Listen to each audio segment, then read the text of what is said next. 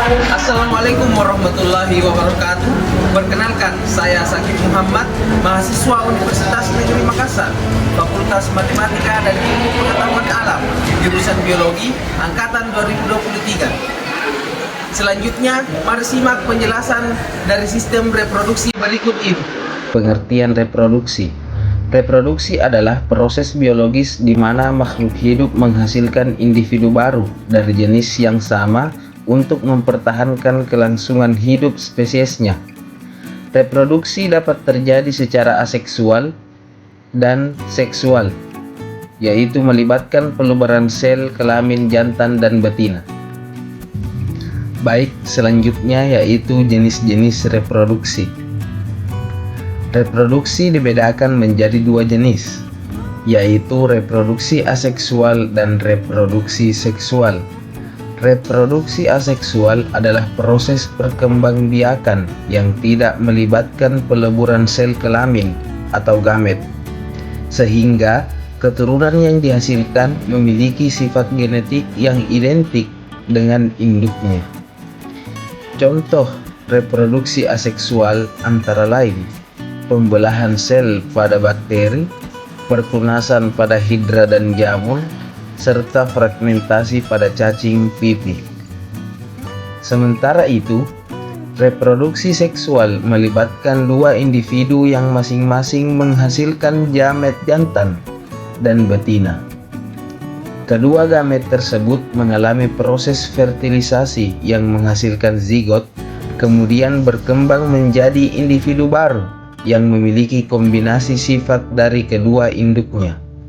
Reproduksi seksual umum terjadi pada manusia, hewan, dan tumbuhan berbumi. Baik, selanjutnya kita beralih ke organ sistem reproduksi. Baik, yang pertama yaitu organ reproduksi pada pria atau jantan, yaitu yang dimana terdapat bagian luar dan bagian dalam. Pada bagian luar yaitu ada penis dan skrotum, di mana penis ini merupakan bagian luar organ reproduksi laki-laki yang berfungsi untuk saluran kencing, urin, dan saluran sperma. Sedangkan skrotum adalah bagian seperti kantung yang di dalamnya terdapat testis, berfungsi menjaga suhu testis agar sesuai untuk produksi sperma. Pada bagian dalam yaitu adalah vas deferens, yaitu saluran panjang yang mengarah ke atas dan merupakan lanjutan dari epididymis yang berfungsi untuk menghubungkan epididymis dan uretra. Uretra adalah saluran yang terdapat dalam penis, merupakan akhir dari saluran reproduksi, berfungsi sebagai saluran keluarnya sperma dan urin. Testis adalah bagian yang bentuknya bulat telur yang tersimpan dalam skrotum, berfungsi untuk memproduksi sperma dan hormon testosteron. Sedangkan epididymis merupakan saluran yang keluar dari testis yang berbentuk seperti tanda koma dengan sekitar ukuran 4 cm, berfungsi sebagai tempat penyimpanan sperma sementara. Pada organ reproduksi laki-laki atau jantan ini terdapat 3 kelenjar, yaitu kelenjar vesicula seminalis, yaitu merupakan bagian yang berbentuk seperti kantung kecil berukuran kurang lebih 5 cm yang terletak di belakang kantung kemih, yang berfungsi menghasilkan zat-zat yang diperlukan untuk perkembangan sperma. Selanjutnya ada kelenjar prostat. Kelenjar prostat ini merupakan bagian yang berbentuk seperti kue donat yang terletak di bawah kantung kemih, berfungsi menghasilkan cairan bersifat asam. Selanjutnya kelenjar Cowper, bagian yang berbentuk seperti kacang yang terletak di bawah kelenjar prostat, berfungsi menghasilkan lendir dan cairan bersifat basah. Baik, selanjutnya kita beralih ke organ reproduksi pada wanita. Pada organ reproduksi wanita, terdapat bagian luar dan bagian dalam. Pada bagian luar, terdapat vulva dan labium. Vulva merupakan celah terluar organ reproduksi, muara urin, dan saluran reproduksi. Sedangkan labium merupakan bagian yang membatasi vulva. Pada bagian dalam vagina, ada ovarium. Ovarium merupakan struktur berbentuk seperti telur, berjumlah 2 buah, terletak di samping kanan dan kiri rahim, serta berfungsi menghasilkan sel telur. Selanjutnya ada tuba Fallopi, saluran telur dengan panjang sekitar 10 cm yang menghubungkan ovarium dengan rahim, yang berfungsi sebagai jalan ovum dan tempat terjadinya pembuahan. Selanjutnya ada infundibulum, struktur berjumlah dan merupakan pangkal dari tuba Fallopi yang berfungsi untuk menangkap sel telur. Kemudian ada rahim. Rahim merupakan struktur seperti buah pir yang berfungsi sebagai tempat berkembangnya janin selama kehamilan. Rahim terdiri atas 3 lapisan, yaitu perimetrium merupakan lapisan luar, dan myometrium lapisan tengah, serta endometrium lapisan dalam. Endometrium itu lapisan yang membatasi rongga rahim dan meluruh saat menstruasi. Ini juga tempat menempelnya plasenta janin dan ari-ari.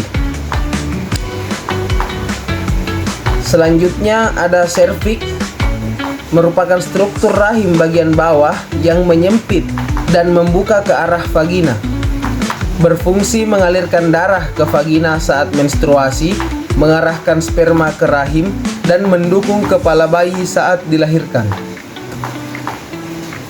Selanjutnya yaitu vagina, merupakan saluran yang menghubungkan lingkungan luar dengan rahim, saluran mengalirnya darah menstruasi, dan saluran keluarnya bayi. Kita beralih ke tahap reproduksi, yaitu gametogenesis atau pembentukan gamet. Gametogenesis yaitu ada spermatogenesis dan oogenesis, merupakan 2 proses pembentukan sel kelamin yang berlangsung melalui pembalahan meiosis, namun terjadi pada jenis kelamin yang berbeda. Spermatogenesis merupakan proses pembentukan sel sperma yang terjadi di testis, tepatnya pada tubulus seminiferus pada pria atau hewan jantan. Proses ini menghasilkan 4 sel sperma fungsional dari 1 sel induk spermatogenium. Sebaliknya, oogenesis adalah proses pembentukan sel telur ovum yang berlangsung di ovarium pada wanita atau hewan betina. Oogenesis menghasilkan 1 ovum fungsional dan 2 hingga 3 badan kutub yang tidak memiliki fungsi reproduktif dari 1 sel induk oogonium.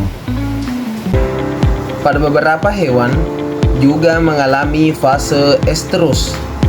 Siklus estrus adalah siklus reproduksi yang terjadi pada sebagian besar hewan mamalia betina non-primata seperti kucing, anjing, sapi, dan kuda. Siklus ini ditandai dengan periode birahi, yaitu masa ketika betina bersedia untuk kawin, perubahan hormonal, terutama peningkatan kadar estrogen, memicu ovulasi dan kesiapan tubuh betina untuk kemungkinan terjadinya pembuahan. Fase-fase dalam siklus estrus meliputi proestrus, fase persiapan, estrus, masa birahi, metestrus atau diestrus, pasca ovulasi, dan anestrus, masa istirahat seksual.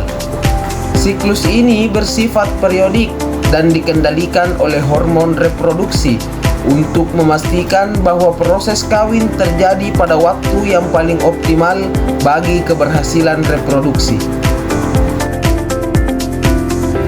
Selanjutnya, kita beralih ke fertilisasi. Proses fertilisasi pada manusia dimulai ketika ovarium melepaskan sel telur matang ke dalam tuba falopi saat ovulasi. Sel telur hanya bertahan hidup selama 12 hingga 24 jam. Jika dalam periode ini terjadi hubungan seksual, jutaan sperma yang dilepaskan saat ejakulasi akan berenang melalui vagina, serviks, dan rahim menuju tuba falopi. Hanya sebagian kecil dari sperma yang berhasil mencapai sel telur. Sebelum dapat membuahi, sperma harus mengalami kapasitasi di saluran reproduksi wanita, yaitu proses pematangan yang meningkatkan kemampuan sperma untuk menembus sel telur. Sperma kemudian menembus lapisan pelindung sel telur, yaitu corona radiata dan zona pellucida, dengan bantuan enzim akrosom yang terdapat di kepala sperma. Setelah satu sperma berhasil, sperma lain masuk. Sel telur segera mengaktifkan mekanisme blok polispermik untuk mencegah sperma lain masuk. Inti sperma dan inti sel telur masing-masing membawa 23 kromosom, bersatu membentuk zigot dengan 46 kromosom. Zigot kemudian mengalami pembelahan mitosis berturut-turut menjadi morula, lalu blastokista. Sekitar hari ke-6 hingga ke-10, blastokista menempel dan tertanam pada dinding rahim melalui proses implantasi yang menandai awal kehamilan. Selanjutnya, kita membahas tentang cara berkembang biak atau hasil dari reproduksi makhluk hidup dari hewan, yaitu ada ovipar, vivipar, dan ovovivipar. Ovipar adalah hewan yang berkembang biak dengan cara bertelur. Embrio tumbuh di luar tubuh induk, yaitu di dalam telur, dan mendapatkan nutrisi dari kuning telur. Setelah masa inkubasi atau pengeraman, telur akan menetas dan anak keluar. Selanjutnya ada vivipar. Vivipar adalah hewan yang berkembang biak dengan cara melahirkan.